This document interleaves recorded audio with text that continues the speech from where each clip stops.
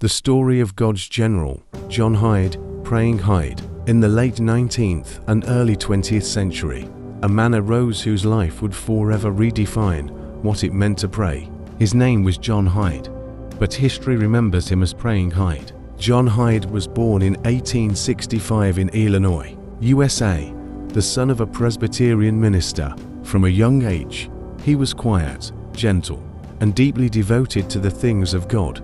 But Hyde's true calling became evident when he set sail for India as a missionary in 1892. Little did anyone know, this humble man would ignite a movement of prayer that shook nations. When John arrived in India, he realized that mere preaching was not enough. The soil was hard, and hearts were resistant. Instead of being discouraged, he turned his eyes heavenward.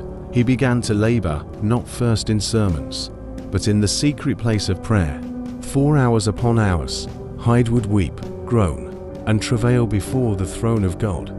He prayed so intensely that his body grew frail, yet his spirit grew stronger by the day. At the beginning of each year, Hyde would set a goal with God in prayer. "Lord, give me 1 soul a day."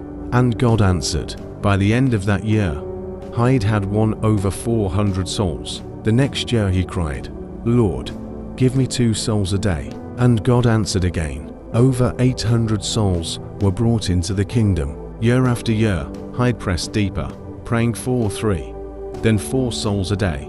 And still, the heavens opened in response. It was said that when John Hyde prayed, heaven bowed low. He would cry out, "Oh God, give me souls or I die." His passion was not for fame or recognition, but for the salvation of men and the glory of God. He prayed with such intensity that doctors later discovered his physical heart had shifted from its normal position, pressed over to the left side of his chest. His very body bore witness to the burden of intercession. During revival meetings in India, the atmosphere would shift when Hyde prayed. Ministers testified that when he entered a room, the spirit of conviction followed. People fell to their knees, repenting, and souls were saved in multitudes. By 1911, John Hyde was frail, yet burning brighter than ever. He traveled to the Siokit Convention in India, a gathering of missionaries and believers, where his prayers once again lit the fires of revival. But his body was failing. In 1912, he returned to the United States for medical care. Even on his deathbed, his last whispered prayer was, "Shout the victory of Jesus Christ." John Hyde passed into glory on February 17, 1912. At only 46 years old, his earthly life was